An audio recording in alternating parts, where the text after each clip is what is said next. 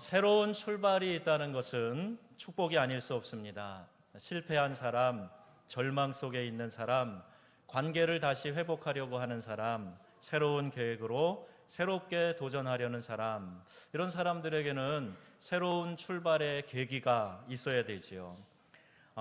우리가 많은 상실의 시간을 보내고 또 무엇인가 다시 새롭게 하려고 할 때 하나님은 우리를 어떻게 여기실까, 어떻게 도와주실까 하는 것이 오늘 본문 말씀에 잘 기록되어져 있습니다. 새로운 시작은요, 저절로 되는 것이 아닙니다. 의지를 가지고 또 다시 도전을 해야 돼요.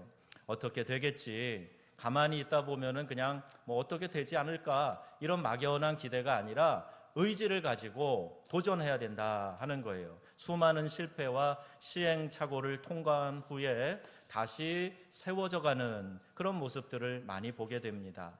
우리가 모세의 생애를 한번 보겠습니다. 이집트에서 이제 히브리 민족의 아들이 태어나면은 무조건 그 아이를 죽이도록, 그렇게 파라오의 명령이 떨어져 있는 상태에서 모세가 태어났어요. 낳는데 보니까 아이가요, 잘생긴 겁니다. 이 아이가 정말 한 인물하게 생긴 거예요.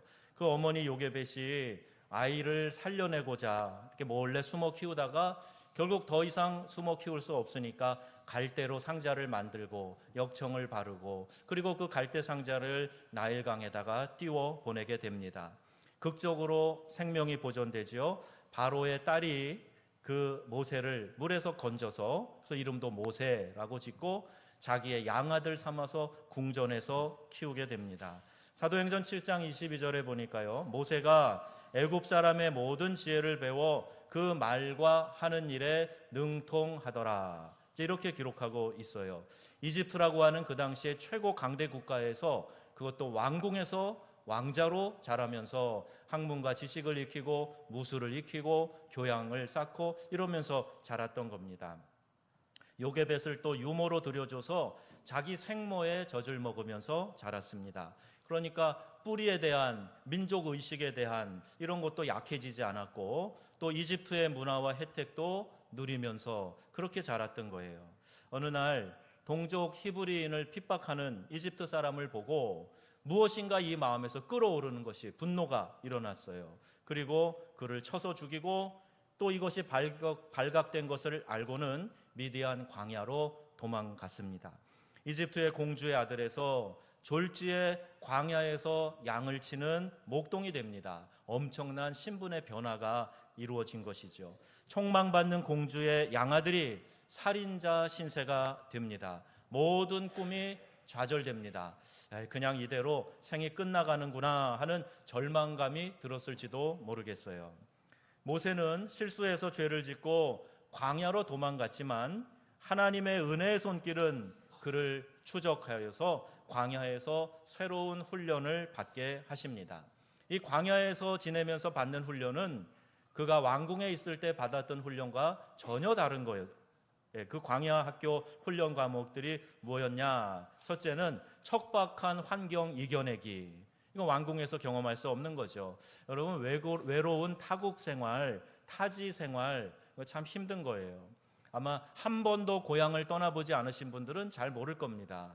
멀리서 이곳에 와서 사는 분들은 대부분 여기 적응하고 정착하는 거 그렇게 쉽지 않다, 이렇게 얘기하는 분도 계세요. 하물며 외국에 가서 산다? 언어 문제도 있고 문화 문제도 있고 쉽지 않지요.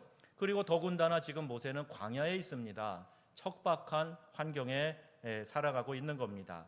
또 광야 학교 훈련 과목 두 번째는 뭐냐 하면 외로움과 한적함과 싸우기였어요. 미디안 제사장의 7딸 중에 십보라와 결혼해서 게르솜이라고 하는 아들을 낳았는데, 게르솜이라는 말의 그 이름의 뜻은 내가 타국에서 나그네 되었다, 그런 의미입니다. 아무 보장도 없이 불안하고 외로운 삶을 사는 그 훈련을 광야에서 받은 거예요. 또 세 번째는 목숨을 다해 양 지키는 훈련을 광야에서 받습니다. 양떼를 돌보는 가운데 사나운 맹수와의 싸움도 있지요. 이러한 훈련을 받은 후에 이스라엘의 왕, 즉 백성의 목자가 되어서 목자가 양들을 푸른 초장으로 쉴만한 물가로 인도하는 것처럼 그 목양의 마음을 가지고 백성을 인도하고, 또 사나운 맹수를 생명을 다해 싸워서 양들을 지켜내는 것처럼 대적들을 상대해서 싸우는 그런 목자와 같은 양의 훈련을 광야에서 받았다는 겁니다.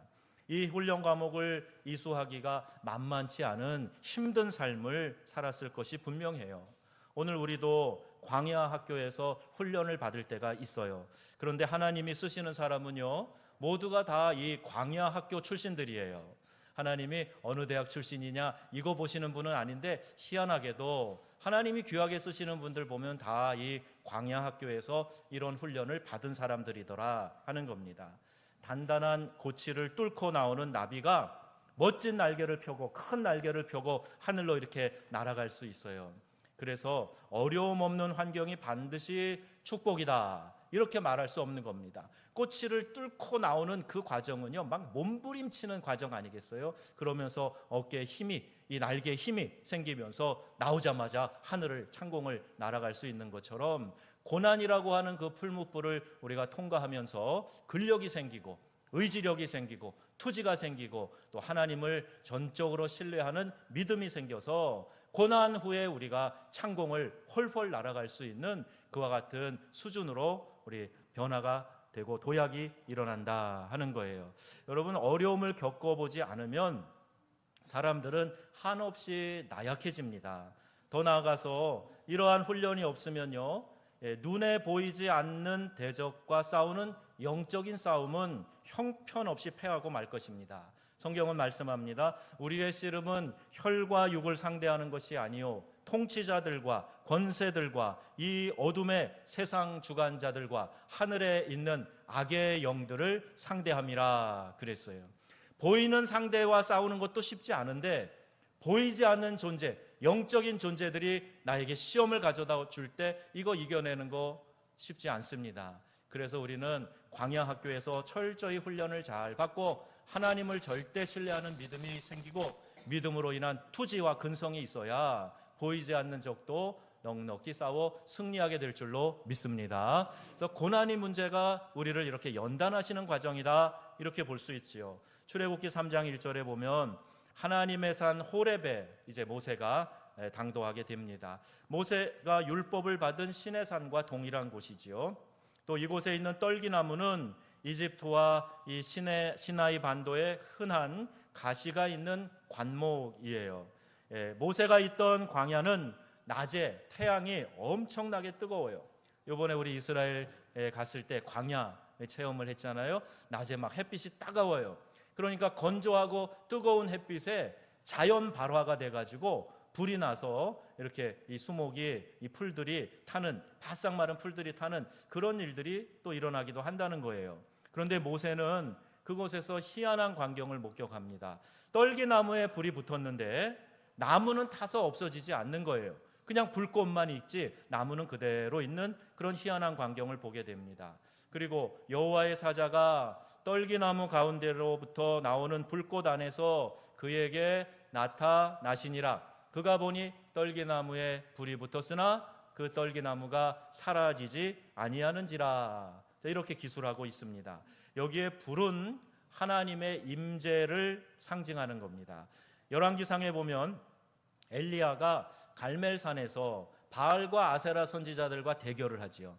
그 내기하는 게 뭡니까? 어떤 내용을 가지고 대결하지요? 참 하나님, 참 신이라면은 하늘에서 불을 내려서 이 재물을 불태우는 신이 참 신이다, 이렇게 이야기해요. 그것이 바로 하나님의 임재의 상징, 불로 응답하는 신이 참 신이다, 이런 전제로 대결합니다. 나무가 타지 않았어요. 나무는 타면서 불을 내게 돼 있는데 나무가 타지 않는 거예요. 이것은 자연의 법칙을 초월하시는 하나님을 우리가 알 수가 있습니다. 하나님은 불을 지피기 위해서 거기에 산소를 동원하고 또 그 나무를 태워서 꼭 불을 내시지 않아도 불을 만드실 수 있는 하나님이세요. 동시에 여러분 이 이야기를 생각하시면서 그럼 하나님이 자연 만물도 통솔하시겠구나. 예수님의 제자들이 깜짝 놀랐던 것처럼 저가 누구이기에 자연과 바람이 순종하는가 깜짝 놀랐던 것처럼 파도와 물결이 또 바람이 순종하는 것을 보고, 아, 저분은 하나님의 아들이구나, 자연을 통제하시는 분이구나, 이것을 깨달은 것처럼 오늘 우리도 그 생각을 좀 했으면 좋겠어요. 모든 일을 상황에다가만 맡기지 말고 하나님은 법칙도 초월하시고 사람이 정한 한계도 초월하시는 무능력한 하나님이 아니라 능력의 하나님이심을 여러분 믿으시기를 바랍니다. 우리 여호와 하나님은 제호바 엘샤다이, 능력의 하나님이시라는 거예요. 그 어떤 우리의 생각 안에서 우리의 한계 안에 갇혀 계시는 분이 아니라 그 모든 것을 초월해서 우리 가운데 능력으로 역사하시는 하나님이신 줄로 믿으시기 바랍니다.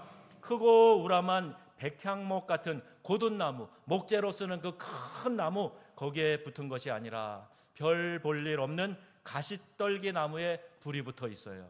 저와 여러분이 백향목일지 가시의 덤불일지 모르겠어요. 그런데 이 이야기는요, 우리가 잘난 것 없어도, 부족해도, 능력이 없어도 하나님이 우리를 사용하시려고만 하면 우리 가운데서도 하나님의 임재의 역사를 보여주신다 하는 이 말씀을 오늘 우리에게 가르쳐 주시고 계시는 겁니다. 불붙는 떨기나무 앞에서 일어난 사건이 무엇입니까? 첫째는요, 모세가 하나님의 임재를 경험한 거예요.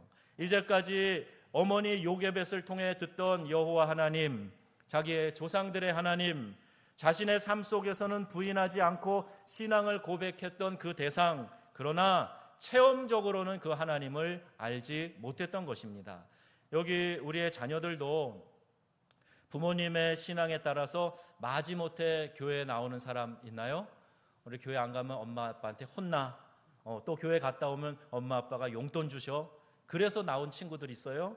나의 하나님을 만나야 됩니다. 신앙은 철저히 개인적인 것이 돼야 돼요. 내 하나님을 만날 수 있어야 된다는 거예요. 도마가 고백하지요. 부활하신 주님을 만나고 이 창자국을 만져보고 나의 주, 나의 하나님이십니다. 이렇게 고백해요. 또 예수님께서 베드로에게 가셔서 요한의 아들 시몬아, 내가 나를 사랑하느냐? 이렇게 물어보세요.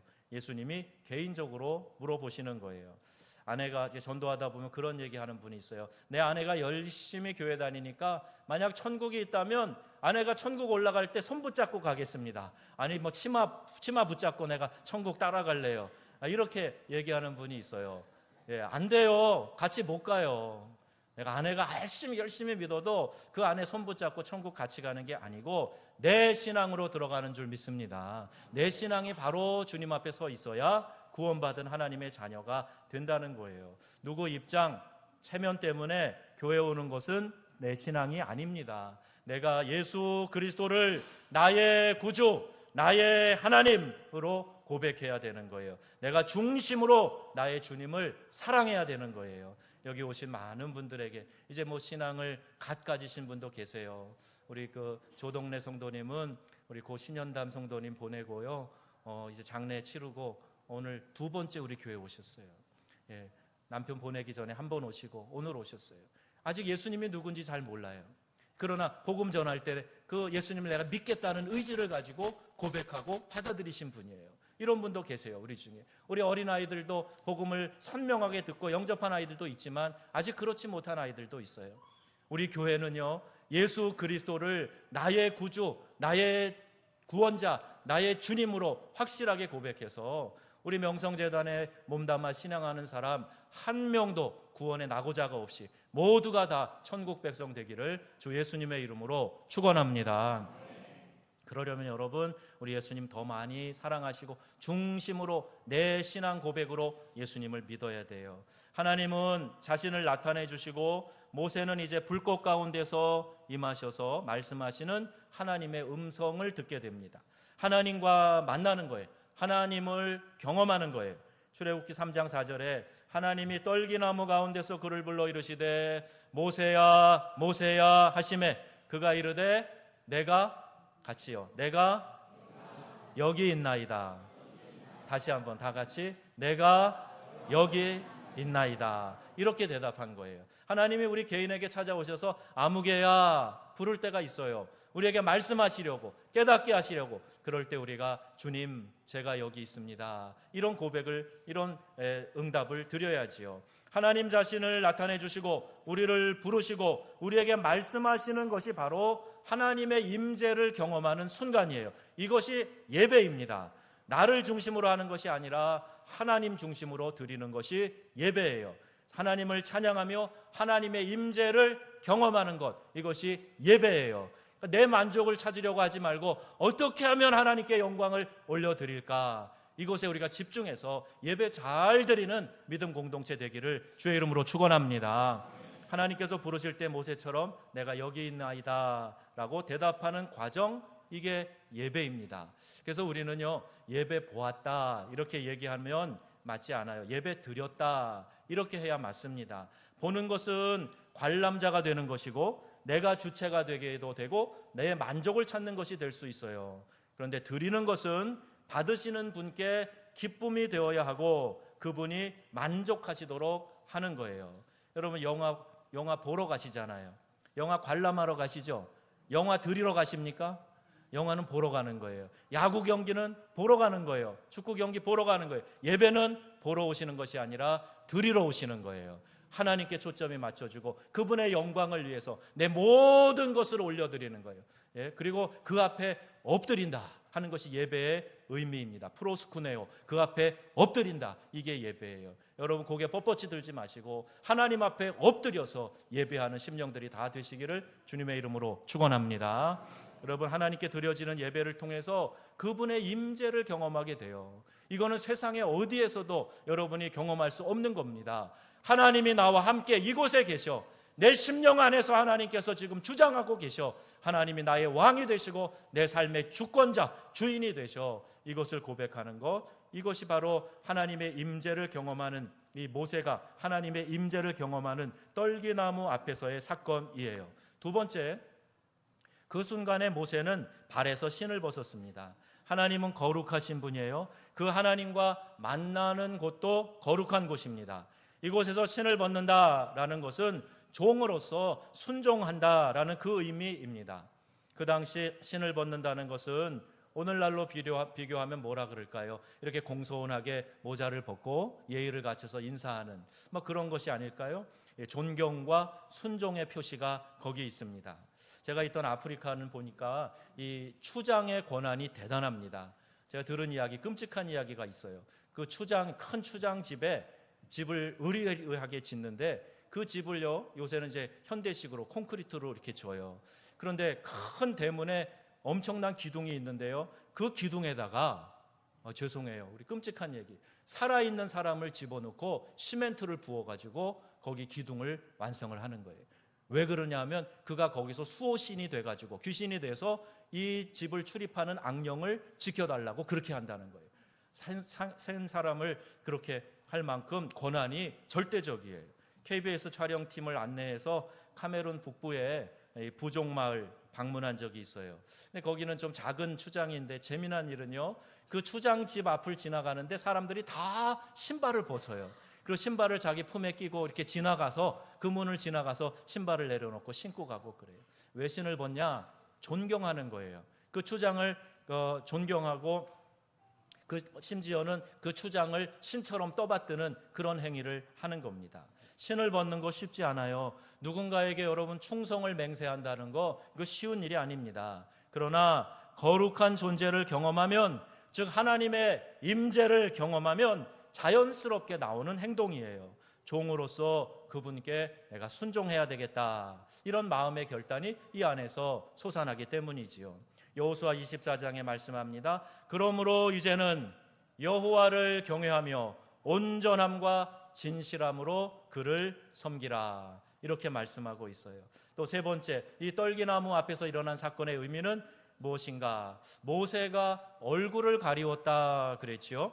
하나님의 임재를 경험하고 경외감을 가진 사람은 자신의 얼굴을 가리게 됩니다. 여러분 우리가 체면 문화 이런 이야기도 하죠. 체면이 뭡니까? 몸의 얼굴이라는 뜻이에요. 그리고 또 낯이 서지 않는다 이런 말도 쓰죠. 낯은 우리 얼굴을 말하는 것 아닙니까? 사지백체가 다 중요하겠지만 얼굴이 그 사람의 모든 모습을 특별히 대표합니다. 세계 육상 선수권대회 우사인 볼트가 열심히 달려서 금메달을 떴어요. 정말 총알같이 빠른 남자예요. 그런데 그 발이 빨라서 우승했다 그래서 여러분 금메달을 발에다 겁니까? 그리고 그 사진 기자들이 발을 사진 찍습니까? 아니잖아요. 여기다 목에다 걸어주고 얼굴을 사진을 찍어요. 얼굴을 당당히 드는 것은 영광스러운 일을 했을 때 행하는 행동이에요. 반면에 부끄러운 일을 하면 얼굴을 숙이거나 가리게 되어 있습니다. 기자의 카메라에 찍힐까봐 이 머리카락을 커튼으로 만들든지 아니면 겉옷을 뒤집어 쓰고 지나가게 되는 거예요. 부끄러우니까. 부끄러운 일을 했기 때문에 그러는 거예요. 모세가 얼굴을 가리는 것은 거룩하신 하나님 앞에서 자신의 부끄러운 모습을 숨기는 것입니다. 하나님의 거룩하심과 죄인인 나를 용서해 주신 그 은혜를 아는 사람은 감히 고개를 들지 못합니다.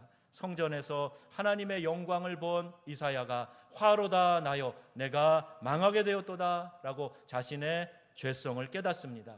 예수님을 만난 베드로는 누가복음 5장에 보니까 예수님의 무릎 아래에 엎드려 이르되 주여 나를 떠나소서 나는 죄인이로소이다 이렇게 고백을 합니다. 나의 죄성을 깨닫지 못하고 여전히 다른 사람을 원망하고 불평한다면 아직 하나님을 깊게 경험하지 못해서 그런 거예요. 오직 하나님 앞에 내 죄성을 발견하고 주여 제가 어찌하오리까 그 앞에 엎드려야 참된 성숙한 신앙인이고 하나님과 영적 소통을 나누게 되고 더 성숙의 자리로 나아가는 사람이 되어진다는 거예요. 하나님이 모세를 만나 주셨을 때 모세에게는 이와 같은 일들이 일어났어요. 그가 하나님 앞에서 하나님의 임재를 경험하게 되고 그리고 그가 하나님 앞에서 겸손히 그의 신을 벗고 하나님 앞에 순종을 결단하게 되고 그의 얼굴을 가리며 내 죄성을 그가 깨달을 수 있게 깨닫고 고백하게 되었던 겁니다. 그런 모세에게 9절 말씀에 이스라엘 자손의 부르짖음이 내게 달하고 애굽 사람의 학대도 내가 보았다 하시면서 이제 가라 이렇게 모세에게 말씀하십니다. 그리고 너를 보내어 내 백성을 이집트에서 인도하여 내게 하리라 이렇게 하나님께서 말씀하셨어요. 사명을 주시기 위해서 모세를 미디안 광야에서 연단하신 거지요. 또 때가 되니까 하나님께서 모세를 찾아오셔서 불꽃 가운데에서 그를 만나 주셨습니다. 사명자는 연단의 과정을 반드시 통과하게 되어 있어요. 마치 장교가 되기 위해서 장교의 훈련을 거쳐야 하는 것과 마찬가지입니다. 훈련 없이는 그 사명을 감당할 수 없기 때문이에요. 누구든지 훈련과 연단의 과정을 잘 통과한 사람에게 하나님께서 새로운 사명을 부여하시는 것입니다. 여러분이 지금 광야를 지나고 있다, 내가 지금 이 훈련의 과정을 빡시게 보내고 있다 그러면 여러분 기뻐하세요. 하나님이 나를 어여삐 보사 나에게 새로운 사명을 주시려고 하시는구나 이렇게 믿음으로 고백하시고 그 사명을 기꺼이 받아 순종하여 복을 누리시는 성도님들이 다 되시기를 주의 이름으로 축원합니다. 인생에 많은 연단을 겪은 사람은요 듬직하고 안정되어 보여요.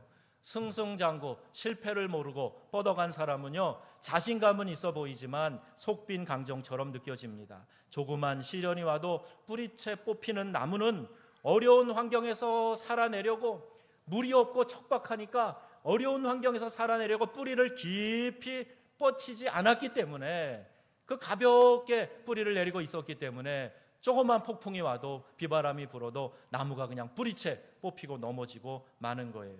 아이들 기 죽는다고 야단 한번 안 치고 금이야 오기야 키우던 아이들이 가정이란 온실을 벗어나면 퍽퍽 나가 떨어지는 그런 모습이 바로 이와 같은 일을 반증하는 거예요. 학교와 군대와 사회생활에 적응하지 못하고 심지어 아까운 생명을 끊는 안타까운 일들이 얼마나 많이 일어나고 있습니까?